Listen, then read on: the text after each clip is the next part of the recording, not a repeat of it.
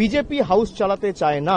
BJP যদি house চালাতে চায়, ডিসকাশন চায়, স্পিকার এসে নিজের চেয়ারে বসুক, হাউস চালাক। এখন এমন বাজেট তারা পরিবেশন করেছে দেশের সামনে, বিরোধীদের আক্রমণ হয়তো তারা নিতে পারবে না। আমরা চাই যে হাউস চলুক, আমরা চাই পার্লামেন্ট চলুক। সরকার চায় না পার্লামেন্ট চলুক। আজকে দুবার হাউস ইতিমধ্যে অ্যাডজার্ন হয়েছে, স্পিকার একবার হাউসে কিন্তু আসেনি, চেয়ারে বসেনি। কালকে 2টোর সময় হাউস অ্যাডজার্ন করে দিয়েছে, আজ সকাল 11টা অবধি। আপনার যদি মানসিকতা থাকে হাউস চালানোর, তাহলে আপনি 18 ঘন্টা, 19 ঘন্টা, 20 ঘন্টার জন্য হাউস মুলতবি করবেন কেন? হাউস চালানোর দায় দায়িত্ব তো সরকারের। আমরা চাই জেনারেল বাজেট নিয়ে ডিসকাশন হোক।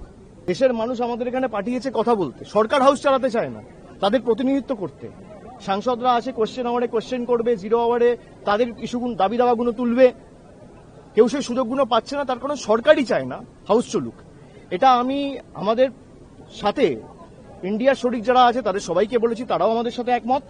এবং গতকাল আমি এটা স্পষ্ট করে স্পিকারকেও বলেছি, বিজেপি হাউস চালাতে চায় না, বিজেপি ডিসকাশন চায় না। বিজেপি যদি হাউস চালাতে চায়, ডিসকাশন চায়, স্পিকার এসে নিজের চেয়ারে বসুক, হাউস চালাক। বাজেটের ডিসকাশন শুরু হোক। এখন এমন বাজেট তারা পরিবেশন করেছে দেশের সামনে, যেখানে বিরোধীদের আক্রমণ হয়তো তারা নিতে পারবে না বা সহ্য করতে পারবে না। তাদের দুর্বলতা জনসমক্ষে চলে আসবে। বিরোধীরা বলার সুযোগ পাবে, আক্রমণ করার সুযোগ পাবে, রাজনৈতিকভাবে আক্রমণের সুযোগ পাবে। সেটা মানুষ চায় না, সেটা বিজেপি চায় না। যে মানুষের কাছে তাদের প্রকৃত স্বরূপ এই বাজেটের মাধ্যমে বা প্রকৃত চেহারাটা আবার একবার উন্মোচিত হোক। দায় দায়িত্ব বিজেপি স্পিকারের হাউস চালানোর। তৃণমূল চায় হাউস চলুক।